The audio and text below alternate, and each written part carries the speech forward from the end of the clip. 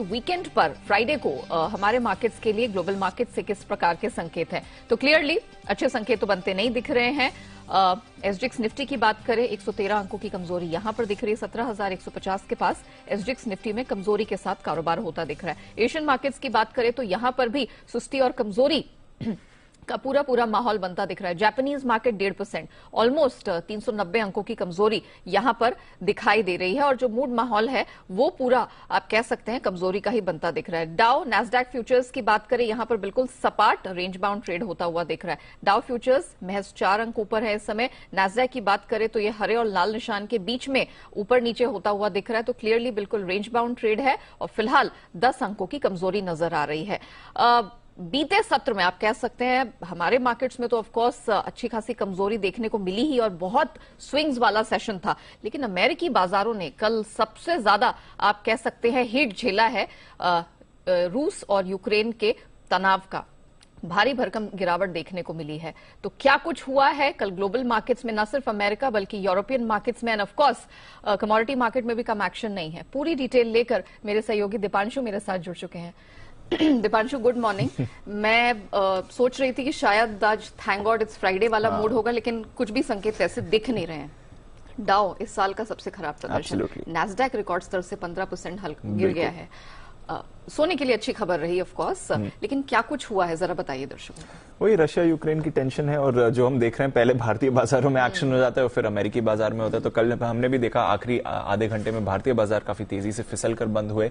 उस समय Dow futures पर भी 200 पॉइंट्स का आपको दबाव दिख रहा था। तो उसके हिसाब से देखें तो कल की 650 पॉइंट्स की गिरावट काफी खराब मानी जानी चाहिए। इनफैक्ट पॉइंट वाइज अगर आप देखें तो डाउ के लिए सबसे खराब दिन रहा इस साल का। नवंबर के बाद सबसे बड़ी फॉल आपने डाउ में आती हुई देखी। नैस्डैक तो ऑफकोर्स काफी बुरी तरह टूटते हुए आपको दिखा। 2.9% की भारी गिरावट नैस्डैक में आती हुई देखिए।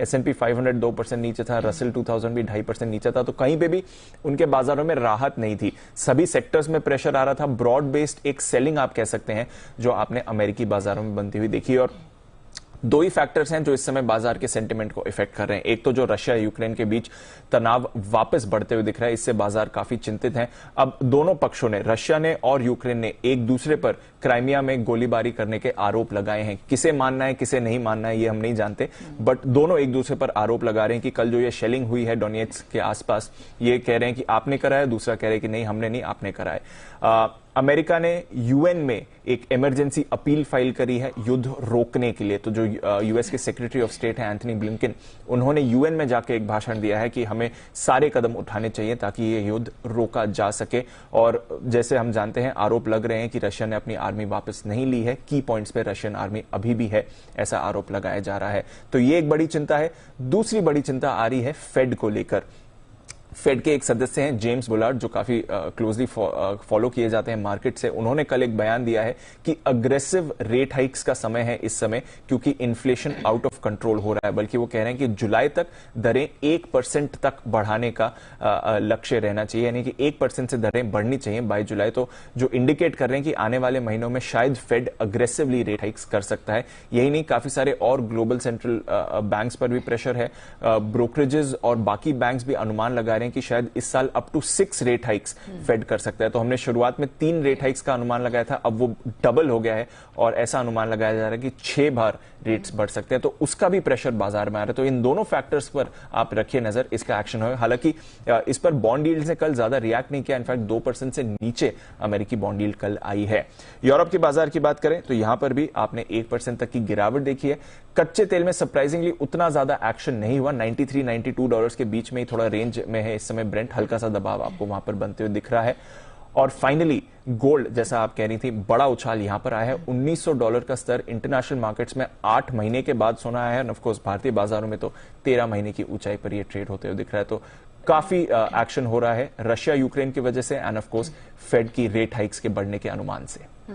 इनफैक्ट दीपांशु, जो कच्चे तेल की आपने बात की, वहां पर स्ट्रेंथ थोड़ा दिखना चाहिए था, वो इसलिए नहीं दिख पाया बिकॉज यूएस ईरान की जो टॉक्स है ना, और वो सप्लाई मार्केट में जब आ जाएगी तो उसका डर अब कच्चे तेल को है। और यही कारण है कि हम देख रहे हैं कि कच्चे तेल में वो स्ट्रेंथ बनती हुई नहीं दिखी जो यूएस यूक्रेन के तनाव से आती दिखती। बहरहाल शुक्रिया दीपांशु हमारे साथ जुड़ने के लिए, वो डिटेल रखने के लिए। इससे पहले कि हम आगे बढ़े, देख लेते हैं कि कल संस्थागत निवेशकों की तरफ से किस तरह का प्रदर्शन देखने को मिला है।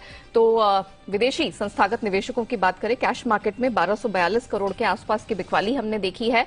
हालांकि डीआईआईस की जब हम बात करें तो यहां पर कुछ खरीदारी दिखी है, 900 करोड़ से अधिक की यहां पर खरीदारी आई है। एफएनओ स्पेस में 8,657 करोड़ की खरीदारी हमने एफआईआईस की तरफ से आते देखी है। तो संकेत तो अच्छे डेफिनेटली नहीं है। एफआईआईस की भी बिकवाली